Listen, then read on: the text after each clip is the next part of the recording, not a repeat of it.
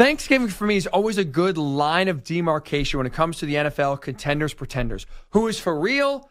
Who's not? Who's a real Super Bowl contender? Who can really separate themselves? The men from the boys versus who is a paper tiger and kind of fade into the background. I thought the Eagles sent a message to the rest of the NFL today, and that message was this. They are the team to beat in the NFL.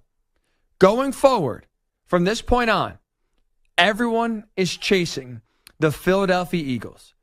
Because to me, they're the most balanced team in the NFL. And there's no other team in the league that can match what Philly has offensively and defensively.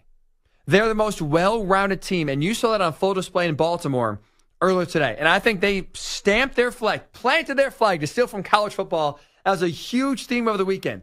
They planted their flag right on the 50-yard line in Baltimore, letting everybody in the NFL know, you got to get through us if you have any hope at winning a Super Bowl. The Eagles moving forward are the team to beat in the NFL.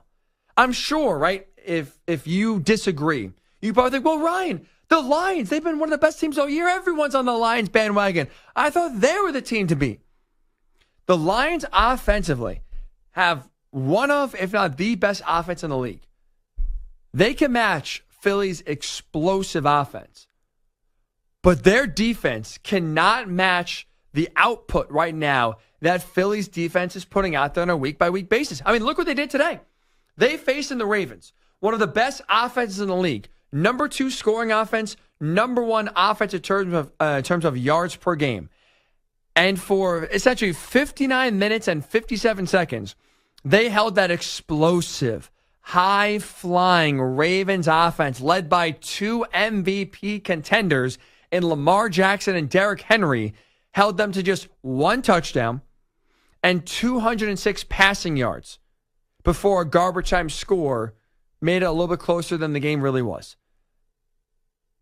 I mean, that touchdown with 3 seconds to go prevented the Ravens from putting out a season low in terms of points with 12.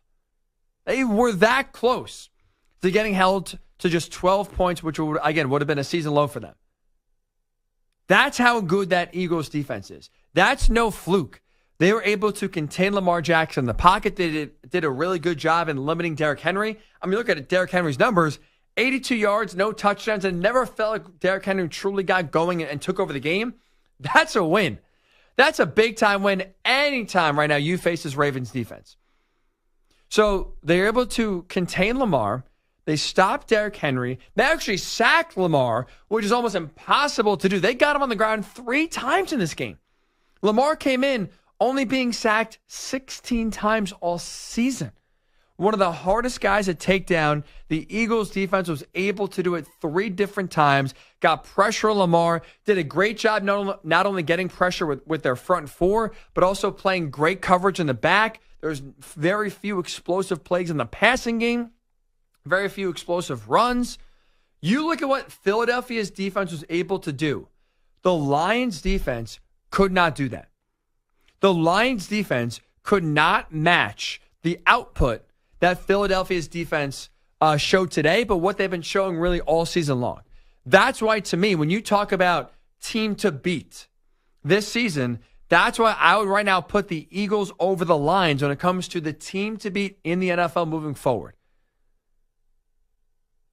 Lions defense to me is questionable.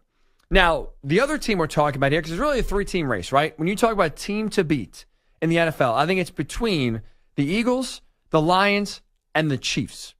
And when you look at Kansas City, they absolutely have a defense that is similar to Philly's. Hell, we saw them last year in the AFC title game, right? Put the clamps on Lamar and essentially do what Philly's defense did today to that offense back in the AFC title game. So we know what Kansas City's defense is capable of doing. But their offense, that Chiefs offense, they right now cannot match the explosiveness, diversity that Philly's offense has. I mean, I thought this game again in Baltimore was a great barometer and a great test for the Eagles because this was offensively for Philly a strength versus strength matchup. This is, coming into the game, the number 1 rushing offense in the league in Philly, taking on the number 2 rushing defense in the league in Baltimore. Strength versus strength. Who is going to win? Who is going to impose their will more? And now that we sit here with the game over, we know Philly won, and I would say they won handily. They ran in this game for 140 yards. Saquon Barkley by himself had 107 of them and a touchdown. And most of that came in the fourth quarter. The Eagles were able to wear down the Ravens, tire them out, and then impose their will in that fourth quarter to run away with the game, score a rushing touchdown, Saquon did, and put the game out of reach. Basically bury the Ravens at that point. They were able to beat Baltimore essentially at their own game, running the ball down their throat, breaking the will of the other team.